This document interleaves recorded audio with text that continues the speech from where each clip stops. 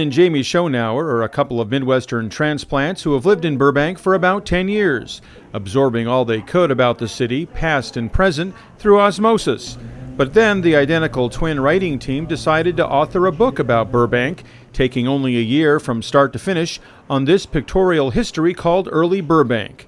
They unveiled their book at the Buena Vista Branch Library meeting room before a crowd of about 50 die-hard Burbank fans who might have known a thing or two about Burbank history themselves, having racked up hundreds of collective years, no doubt, living in Burbank. We hope that the book will help, preserve Burbank history, and we hope that people, when they read the book, they can learn new stories of Burbank and find out, perhaps something that they've never known before.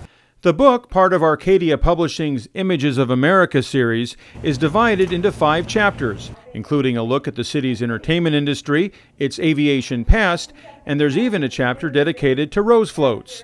The sisters spent months going through thousands of mostly digital pictures, finally settling on about 200 for the book.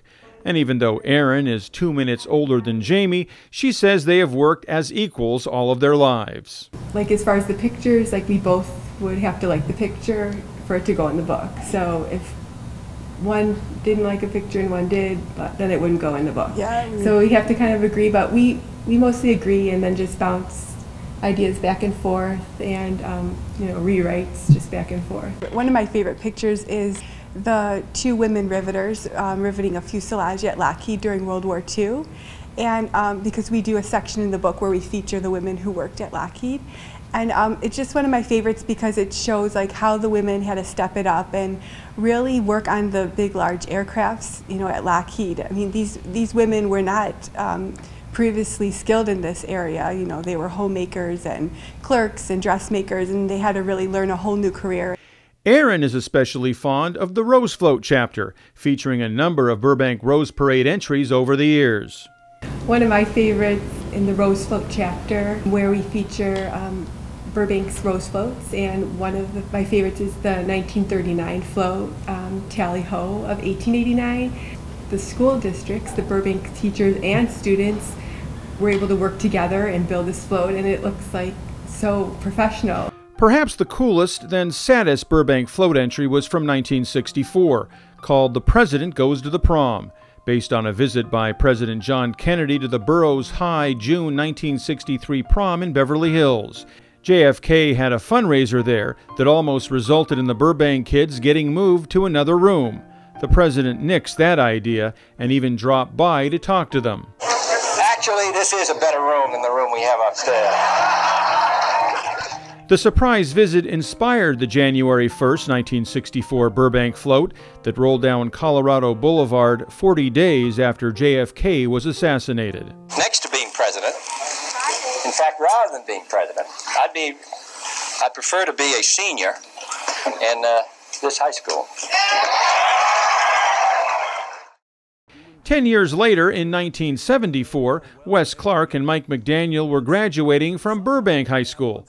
Today, they are 2 of the most knowledgeable people on the planet about Burbank history. The longtime friends now run a website called Burbankia. The sisters who wrote Early Burbank used the site extensively for information and pictures. We set up Burbankia 11 years ago, and it was an activity that the both of us could do. I grew up here in Burbank and I went to Burbank schools, and I loved history, and it occurred to me that I wanted to live in a place where there was a lot of history. So when I graduated from college, I moved to the East Coast in Northern Virginia. There's a lot of history there. And after 20 years or so of visiting all of the local historic sites, I realized that the place I had come from, Burbank, had history as well. Not only that, but it had a really interesting history and a unique angle of its own, being associated with the aeronautical industry and the entertainment industry and just human history. So Mike and I have really found an interest in digging up this stuff and using it in Burbankia. I was in Burbank High, I was in the print shop, and I was studying to, learn to be a printer, which is what I do here at the city. In 1967, the Burbank High print shop had printed a book called History of Burbank. I just became enthralled with Burbank history. I learned things reading the book that I never knew before. that's how I got interested in Burbank history. And then Wes approached me one day and said, hey, why don't we do a website? We know a lot of things. And now, 11 years later, here we are. Burbank-y is a hit. The Schonauer twins are hoping their book will be a hit too. You can find it at a few local retailers or simply Google, in quotes, early Burbank, and you'll be able to find it online. Reporting from the Buena Vista Branch Library, I'm Peter Musurlian with the Burbank-On-Demand cover story.